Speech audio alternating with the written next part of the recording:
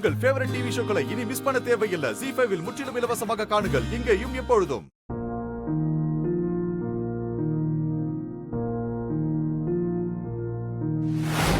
ஒரு நிமிஷம் அழுக. நீ உள்ள போய் ஃபங்க்ஷன் ஆரம்பிச்சிட்டாங்களான்னு பாரு. அப்படி ஆரம்பிச்சிட்டா எனக்கு ஃபோன் பண்ணு. நான் உனக்காக ஃபோன் ஆன் பண்ணி வைக்கிறேன்.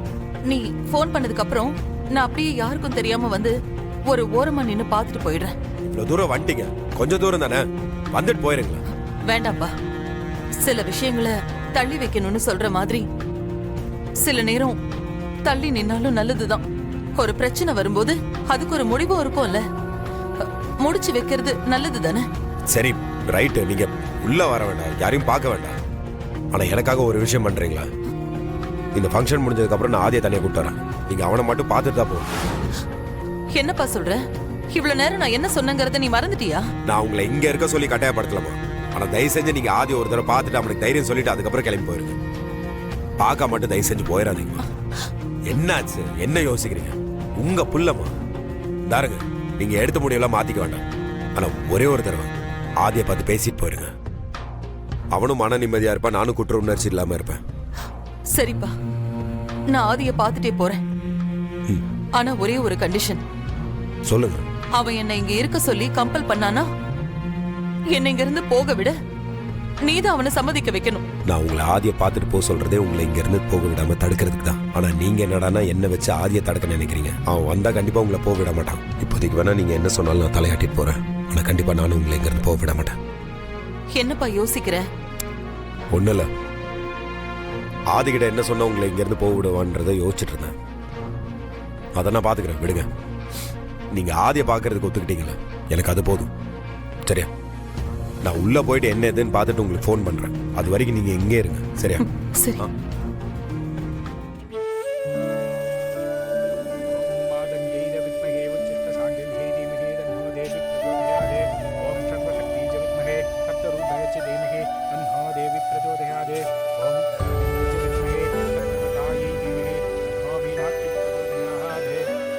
தம்பி, உங்க அம்மா வருவாங்களா மாட்டாங்களா? நல்ல நேரமே முடிய போகுது. உங்களுக்கு என்ன இது விளையாட்டா இருக்கா? குழந்தைய வயித்துல வச்சிருக்கிற பொண்ணு இப்படி மாலையும் கழுத்துமா உட்கார்ந்து இருக்காளே, இது நன்னா இருக்கா?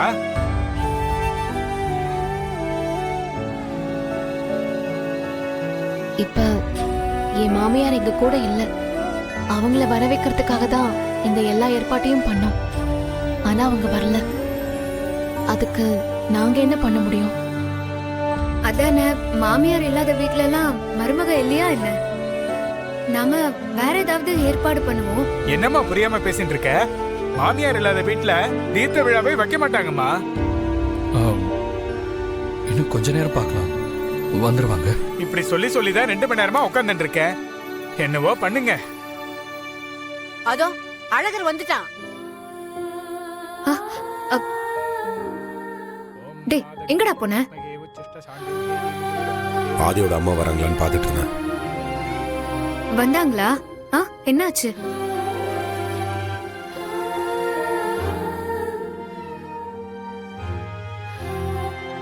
உங்களை எல்லாம் என்ன சொல்றதுன்னு எனக்கு தெரியல. மாமியார் இல்லாத வீட்டுல இதெல்லாம் பண்ணக்கூடாதுன்னு தெரியாதா? என்னாச்சு, எதுக்கு இந்த ஆள் இப்படி கோவப்பட்டுக்கிறான்? ஏய், பாரதியோட மாமியார் இன்னும் வரலடா. பாருங்க, அவரை ஏன் கோச்சுக்கிறீங்க? தப்பு நம்ம மேலதான். அம்மா வருவாங்க நம்பி இந்த விழாவை வச்சது நம்ம தப்பு தானே. அவங்க வராம இருந்ததுக்கு பாவம் இவர் என்ன செய்வாரு? தம்பி, உன் நிலைமை எனக்கு புரியுது. ஆனா அது அதுக்குன்னு சாஸ்திர சம்பிரதாயம்னு பாக்கணும்ல. ஐயரே, பாரதிக்கு அவங்க மாமியார் தானே தீர்த்தம் பண்ணோம். எங்க அத்தை ஆதிக்கு அம்மா மாதிரி தான், அவங்க பண்ணுவாங்க. தம்பி, இந்த அம்மா மாதிரி அத்தை மாதிரி இவங்கெல்லாம் வைக்கிறதுனால ஒண்ணும் ஆகாதுப்பா. அம்மான்னா அம்மா தான், அத்தை அத்தை தான். அது அதுக்குன்னு ஒரு முறை இருக்குல்ல.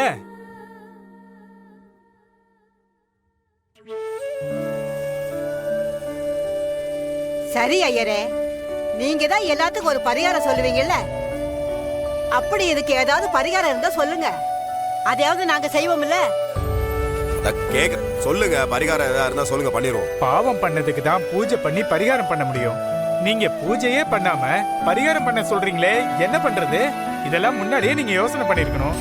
இப்ப நின்னுண்டு கைய பசிஞ்சுண்டு என்ன பார்த்துட்டு இருந்தா என்ன அர்த்தம்? ஐயரே, வேற ஏதாச்சும் வழி இருக்கும், அதை முதல்ல பண்ணுங்க.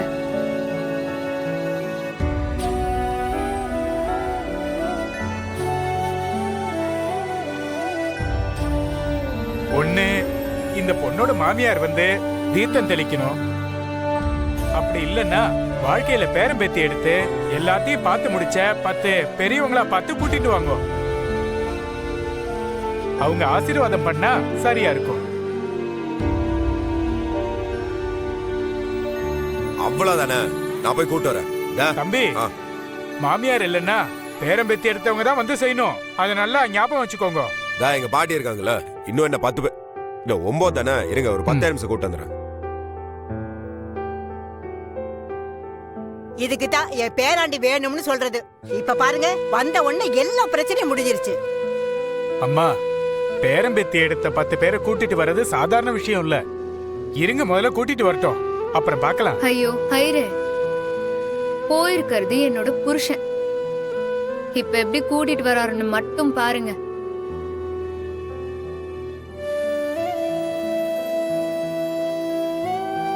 சாரி பாரதி, அம்மா கண்டிப்பா வருவாங்கன்னு நினைச்சேன். பரவாயில்லைங்க, அவங்க வந்திருந்தா ஒரே ஒரு பாட்டியோட ஆசீர்வாதம் தான் கிடைச்சிருக்கும். ஆனா இப்ப நம்ம குழந்தைக்கு நிறைய பாட்டியோட ஆசீர்வாதம் கிடைக்க போதில்ல, அதுல எனக்கு சந்தோஷம்தான்.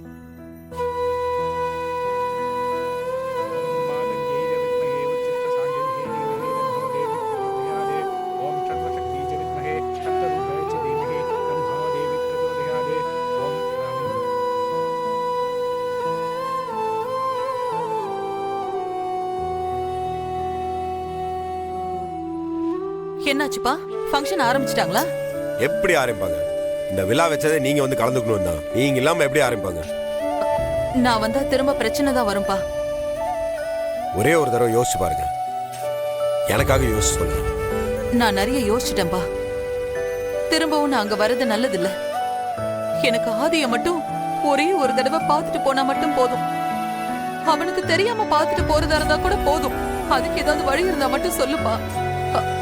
இல்லனா நான் இப்படியே கிளம்பி போயிடுறேன். என்ன பேசுறீங்க? ஆதி உங்க பையன், அவனை ஏங்க நீங்க திருட்டு தண்டமா பார்க்கணும்? என்னப்பா பண்றது? என் விதி. எனக்கு இப்படி எல்லாம் நடக்கணும்னு இருக்கு. அத மாத்தவா முடியும்? ஆனா ஒண்ணுப்பா, எதிரிக்கு கூட என்ன மாதிரி ஒரு நிலைமை வரக்கூடாது. யோசிச்சு பார்த்தா 10 தலைமுறைக்கு உட்கார்ந்து சாப்பிடுற அளவுக்கு சொத்து இருக்கு. காசு பணம் எல்லாம் கொட்டி கிடக்கு. தங்கம், வெள்ளி, வைரம், நகை நட்டுன்னு எல்லாமே இருக்கு. ஆனா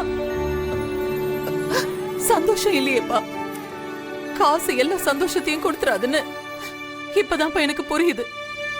ஜீ5 ஆப்பை டவுன்லோட் செய்து அனைத்து எபிசோடுகளையும் இலவசமாக பாருங்க.